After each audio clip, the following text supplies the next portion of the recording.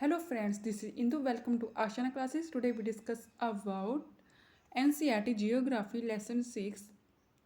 Lesson name is Major Domain of Landform. Friends last video में हमने बात की थी पर्वतों के बारे में कि पर्वत क्या होते हैं, पर्वतों का निर्माण कैसे होता है। आज की वीडियो में हम बात करेंगे पठारों के बारे में कि पठार होते क्या हैं, पठारों की उत्पत्ति कैसे होती है और पठार हमारे लिए उपयोगी क्यों होते हैं। So let's get start the video.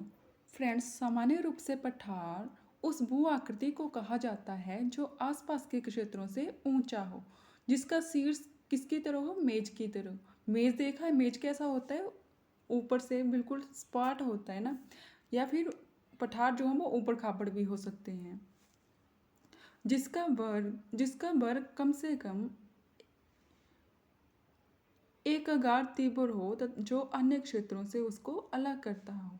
ये आसपास के मैदानों से ऊंचा हो तथा आसपास के जो पर्वत होते हैं उनसे नीचा हो। फ्रेंड्स, पठारों की कोई भी स्पष्ट ऊंचाई नहीं होती, इसी कारण ये कुछ 100 मीटर से लेकर कई हजार मीटर तक की ऊंचाई में पाए जाते हैं। सामान्य रूप से पठारों की ऊंचाई समुद्र तल से 300 मीटर से 1000 मीटर के मध्य पाए जाते हैं, किंतु यह 4-5 हजार मीटर तक हो सकते हैं। पर्वतों की ही तरह पठार भी पुराने और नए हो सकते हैं। भारत में दक्कन का पठार पुराने पठारों में से एक है। तिब्बत का पठार सबसे ऊंचा पठार है, जैसे कि आप लोग चित्र में भी देख सकते हैं। ये कौन सा पठार है, ये तिब्बत का पठार है। और तिब्बत का पठार विश्व का सबसे ऊंचा पठार है, जिसकी ऊंचाई समुद्र तल से 4000 मीटर से 6000 मीटर तक है। तो फ्रेंड्स, अब बात कर लेते हैं कि प्लेटो यानी कि पठारों की उत्पत्ति कैसे होती है। फ्रेंड्स, पृथ्वी के आंतरिक और बाहरी दोनों ही रूपों से हलचल होती रहती है, पृथ्वी के अंदर भी और पृथ्वी के बाहर भी, जिसके कारण समीपवर्ती जो भूभाग होते हैं वो नीचे बैठ जाते हैं और कुछ ऊपर उठ जाते हैं।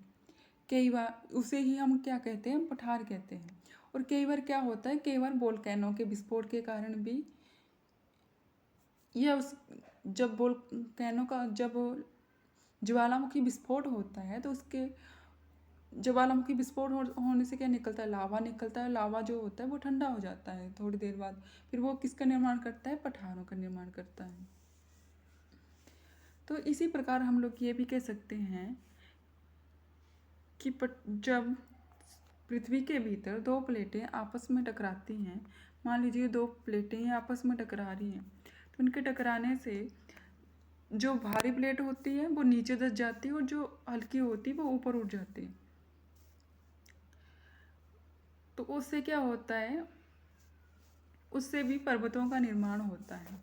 कई बार पर्वतों का निर्माण कैसे होता है, ये बिल्कुल ऐसे होता है जिसका शीर्ष बिल्कुल ऊंचा होता है। लेकिन पठार कैसे होते हैं, पठार थोड़े से सपाट होते हैं, समतल होते हैं पर्वतों की अपेक्षा।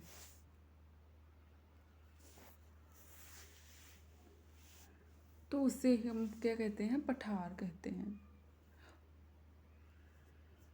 पर्वतों के निर्माण के समय किसी समीपवर्ती भाग के अधिकांश ऊपर न उठ पाने के कारण ही वो पठार का निर्माण कहलाता है।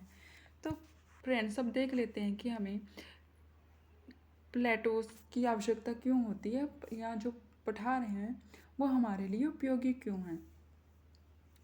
फ्रेंड्स, जो पठार होते हैं उनमें बहुत सारा खनिज पदार्थ पाए जाते हैं। रिच क्वांटिटी ऑफ मिनरल कहाँ पाए जाते हैं, हमें मिलते हैं, हमें पठारों से मिलते हैं। और अफ्रीका जो पठार है उसमें क्या पाया जाता है, गोल्ड और डायमंड प्रचुर मात्रा में पाए जाते हैं।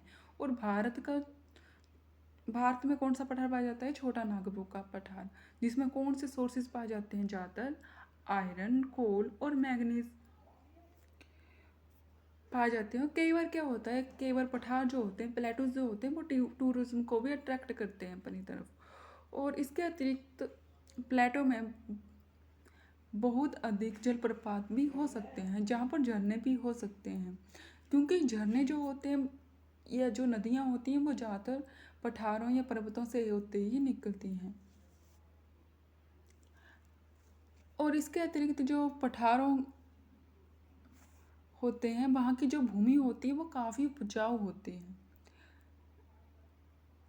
तो फ्रेंड्स, आज की वीडियो में हमने पठारों के बारे में जाना। यदि आपको वीडियो इन्फॉर्मेटिव लगे तो प्लीज़ वीडियो को लाइक कीजिएगा, चैनल को सब्सक्राइब कीजिएगा।